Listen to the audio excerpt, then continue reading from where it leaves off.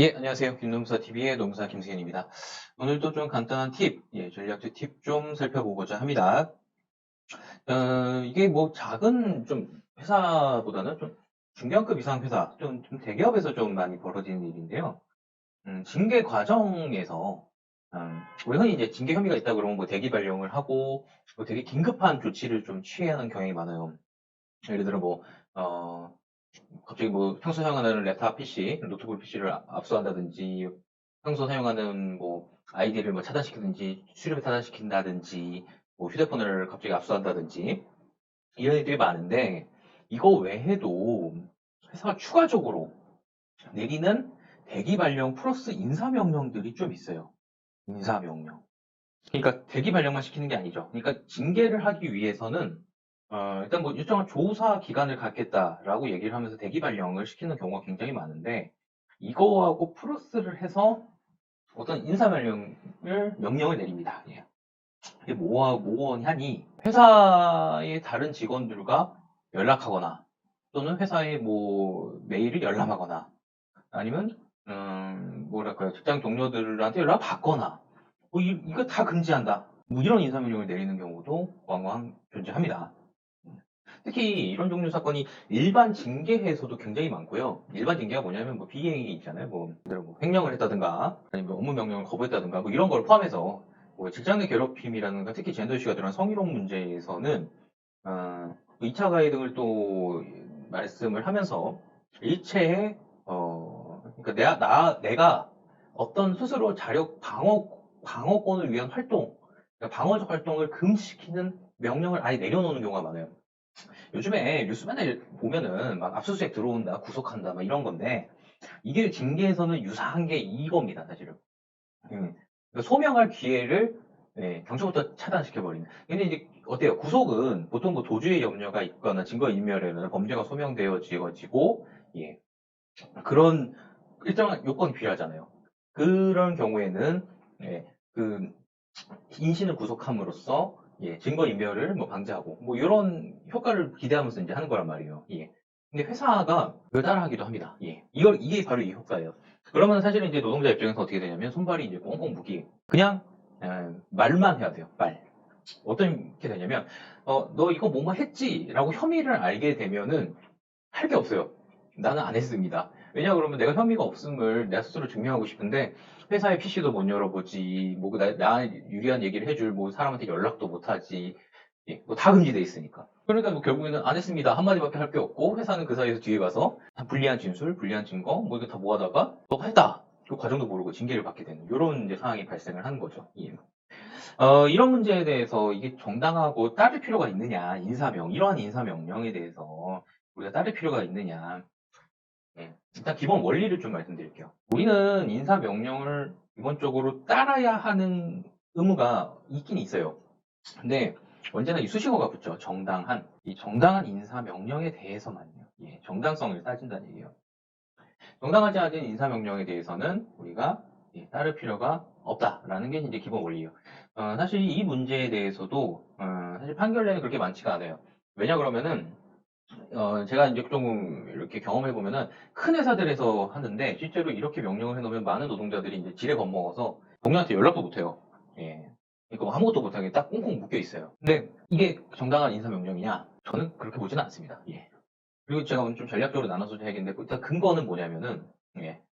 자신이 내 방어를 하기 위해서 내 징계 혐의하고 관련되어져 있는 증거를 수집해서 제출하는 거. 내가 접근할 수 있는데 접근해서 수집해서 제출하는 것 자체를 법원은 그걸 다시 징계 사유로 인정하는 경우가 생각보다 많지 않아요. 물론 수단이나 방법이 적절치 않고 뭐 어떤 범죄 유형으로 좀 수집한 경우 좀 얘기는 다르겠지만 내가 단순히 연락을 한다. 특히 이게 뭐가 문제가 있냐면은 취업 규칙이나 인사명령으로 제한을 할 수 없는 인간의 기본권이란 말이야. 내가 남한테 연락을 할 수 있는 자유. 이걸 뭐 누구한테 말을 할 수 있는 자유라 해서 뭐 기본권이 언론의 자유라고도 이제 말을 하기도 하고, 뭐 통신에 있는 자유로운 보장, 뭐 이런 기본권으로 이제 얘기도 하기도 하는데, 일단은 내가 연락을 누구한테 하고 싶은데, 솔직히 회사가 니까지 게 뭔데, 왜? 연락을 하지 말라야. 막을 수 있단 말이에요. 예. 그래서 제가 보기에는 기본적으로 원천 차단하는 것이 적법하다라고 볼 확률은 그다지 높아 보이진 않다. 다만 여기서도 외가 있을 것으로 보입니다. 제가 왜 이렇게 말하냐면 법원 판례 사례가 그렇게 많진 않아요. 이 부분에 대해서. 예, 그러니까 회사들에서 이런 작업을 하는 거예요. 솔직히 말하면 회사는 언제나 여러분보다 이렇게 좀 하나 빨리 가려고 예, 노력을 많이 해요. 그래서 저희도 이제 그걸 보고 빨리 대응을 하려고 이제 하는 거죠. 예. 어, 일단은 어, 목적이 중요해요. 목적. 예. 여러분들이 제가 이제 누구한테 내가 억울한 사정을 밝히기 위해서 예를 들어 뭐 그날 저녁에 술자리에 있었는데 술자리에서 뭐 회사가 너 성추행했지 뭐 이렇게 얘기하는데 예.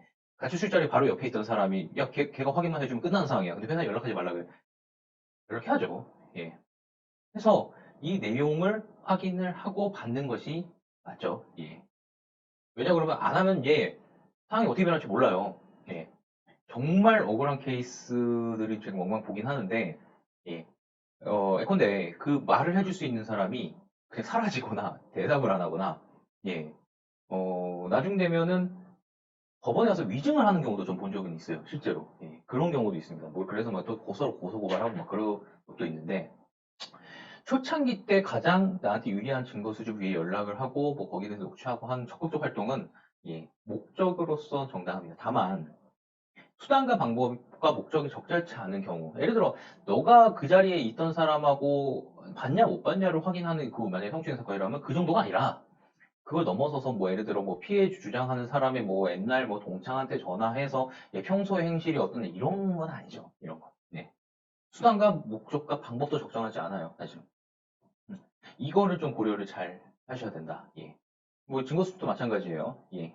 그래서 연락을 하지 말란다고 원천적으로 하지 말 것이 아니라 내 혐의와 직접 관련된 거에서는 적극적으로 연락을 하시는 전략이 맞다. 그리고 또 이 전략이 왜 맞냐면은 설사 이것이 다시 징계 사유로 돼서 징계를 받는다 하더라도 보통은 이제 중한 징계가 예상이 되어질 경우에는 이 케이스는 중한 징계가 예상이 될 때예요.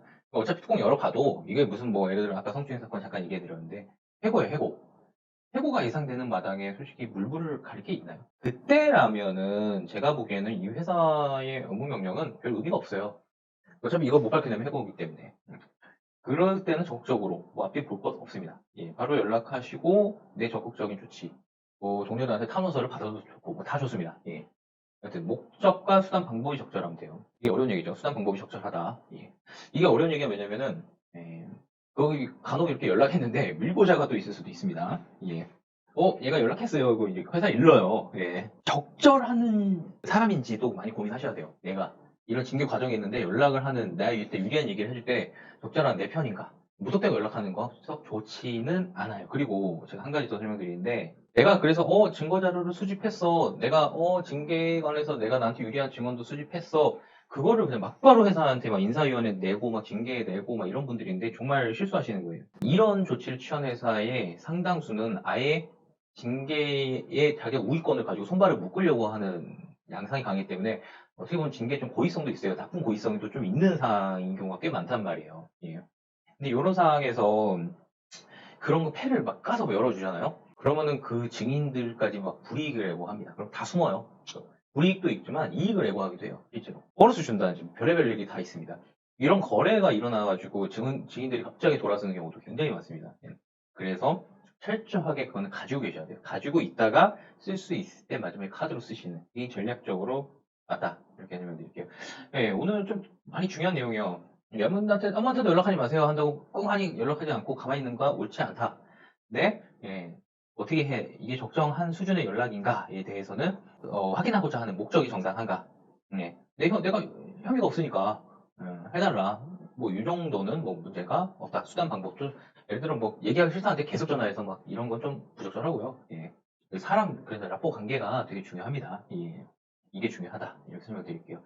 네, 오늘 좀 되게 중요한 얘기 드렸고, 아무도 연락하지 말라 그래서 연락 안 하는 너무 안타까운 사례들이 많이 있어서, 징계, 그리고 좀 마지막에 좀 팁을 하나 드리면요. 그 많은 노동자들인데, 징계 받으면은 빨리 그 노동위원회 달려가서 그냥 재계하기 좀 바쁘더라고요. 그 진정서 넣기 바쁜데, 고 신고하기 바쁜데, 좀 안 그러셨으면 좋겠어요. 거기 이제 민원실 가면은 해보세요. 그래서 하는 것 같아요. 근데 이 회사가 맘먹고 판을 짰는데, 나는 아무 준비 없이 그렇게 들어가는 게 적정한가? 이 케이스도 좀 그런 케이스에서 많이 발견이 되거든요. 여유를 갖고, 시간을 갖고, 무슨 생각을 하는지, 상대가 무슨 생각하고 뭘 원하는지, 내가 그럼 어디까지 준비할 수 있는지 가늠을 하고 들어가시는 게 맞습니다. 자, 오늘 김남사TV에서는 징계 혐의자, 아무 연락도 하지 마세요. 이런 거가 가능하냐? 그래서 좀 알아봤습니다.